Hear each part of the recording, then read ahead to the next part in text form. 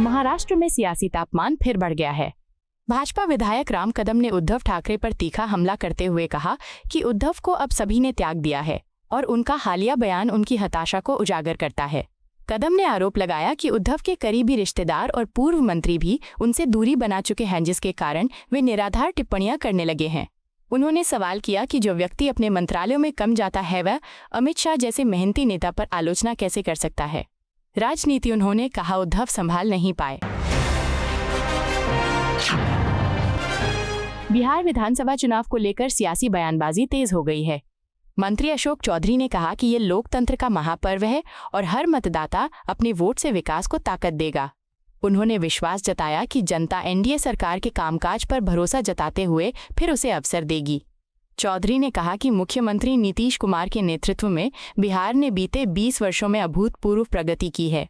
हर घर तक नल का पानी, बिजली, सड़कें और जल निकासी की व्यवस्था हुई है। उन्होंने कहा कि न्याय और विकास आधारित शासन ही एनडीए की पहचान है।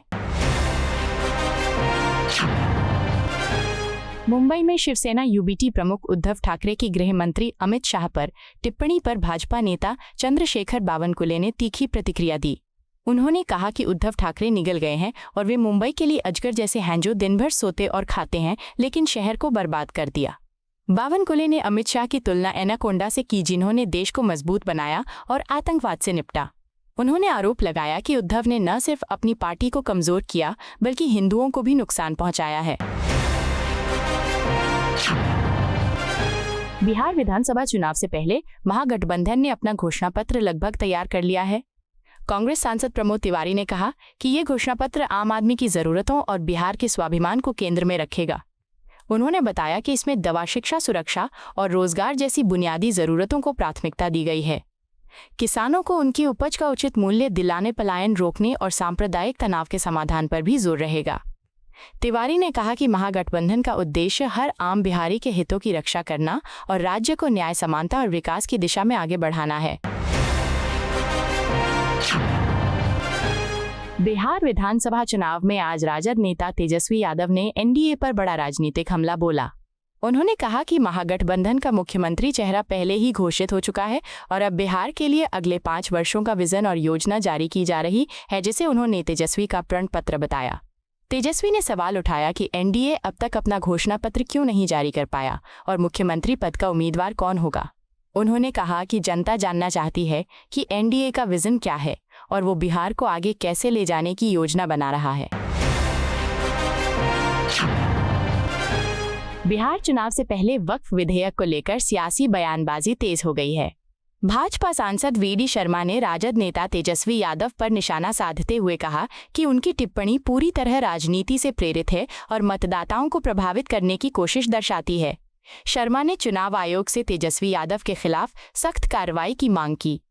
उन्होंने कहा कि संसद द्वारा पारित कानून के खिलाफ बोलना राष्ट्र विरोधी है और जिम्मेदार नेताओं को इस तरह के भ्रामक बयान देने से बचना चाहिए। शर्मा ने कहा कि जनता अब ऐसे राजनीतिक हथकंडों को भली भांति समझ चुकी है। बिहार चुनाव के बीच कांग्रेस नेता पवन खेड़ा ने चुनाव आयोग और प्रधानमंत्री मोदी पर तीखे सवाल उठाए। उन्होंने कहा कि एसआईआर के दूसरे चरण के दौरान कांग्रेस ने कई मुद्दे उठाए, लेकिन आयोग की चुप्पी ने उसकी विश्वसनीयता पर सवाल खड़ा कर दिया है। खेड़ा ने कहा कि सुप्रीम कोर्ट को कई बार हस्तक्षेप करना पड़ा, जो चुनाव प्रक्रिया की पारदर्शिता पर चिंता जताता है। प्रधानमंत्री मोदी के उस बयान पर भी उन्होंने प्रतिक्रिया दी जिसमें कांग्रेस पर जननायक की उपाधि चुराने का आरोप लगाया गया था। खेड़ा बोले, राहुल गांधी को जनता ने जननायक बनाया है। लखनऊ में आज श्री गुरु गोबिंद सिंह जी महाराज और माता साहिब कौर जी के पवित्र जोड़े साहिब की चरण सुहावे गुरु चरण यात्रा के स्वागत में भव्य कार्यक्रम आयोजित हुआ। मुख्यमंत्री योगी आदित्यनाथ ने गुरुद्वारा याहियागंज पहुंचकर यात्रा का स्वागत किया और कहा कि जहां गुरु महाराज के चरण पड़ते हैं वह स्थान रामराज्य की तरह पवित्र हो जाता है। उन्होंने सिख गुरुओं के भारत की सनातन परंपरा में योगदान को अविस्मरणीय बताया। योगी आदित्यनाथ ने सभी श्रद्धालुओं को शुभकामनाएं देते हुए गुरु चरण यात्रा के महत्व को रेखांकित किया। 12 राज्यों और केंद्र शासित प्रदेशों में मतदाता सूची सत्यापन प्रक्रिया पर सपा सांसद जिया उर रहमान बर्क ने प्रतिक्रिया दी। उन्होंने कहा कि चुनाव आयोग की प्रक्रिया को जबरन रोकना संभव नहीं है, लेकिन हमारा प्रयास रहेगा कि किसी भी राज्य में मतदाताओं के अधिकार प्रभावित न हों।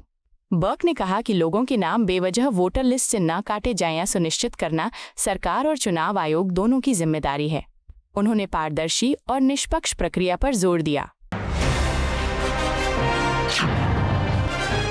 कर्नाटक की राजनीति पर भाजपा के प्रदेश अध्यक्ष BY विजयेंद्र ने कांग्रेस सरकार पर तीखा हमला बोला। उन्होंने कहा कि राज्य में सरकार नाटक कर रही है, जबकि जनता की समस्याओं पर कोई ध्यान नहीं दिया जा रहा। विजयेंद्र ने आरोप लगाया कि मुख्यमंत्री पद की आंतरिक लड़ाई ने शासन को पंगु बना दिया है। उन्होंने कहा कि किसानों को बारिश से हुए नुकसान का मुआवजा नहीं मिल रहा और विकास कार्य ठप हैं। भाजपा नेता ने दावा किया कि कांग्रेस सरकार ने 2 सालों में कोई ठोस काम नहीं किया और जनता सिर्फ खोखले वादों का शिकार हो रही है। भाजपा प्रवक्ता नारायणन तिरुपति ने मुख्यमंत्री MK स्टालिन के आरोपों पर तीखी प्रतिक्रिया दी। उन्होंने कहा कि DMK मतदाता सूची में हेरफेर के जरिए लाभ लेने की कोशिश कर रही है और अब विशेष गहन पुनरीक्षण से चिंतित है। तिरुपति के मुताबिक SIR प्रक्रिया अपात्र, डुप्लीकेट और दिवंगत मतदाताओं को हटाने में मदद करेगी। उन्होंने आरोप लगाया कि DMK SC और मुस्लिम वोटों का मुद्दा उठाकर जाति और धर्म की राजनीति कर रही है। भाजपा प्रवक्ता ने कहा कि SIR लोकतंत्र को मजबूत करेगा और DMK की विरोध रणनीति असफल रहेगी। आपको यह वीडियो पसंद आया हो तो इसे लाइक करें, हमारे चैनल को सब्सक्राइब करें।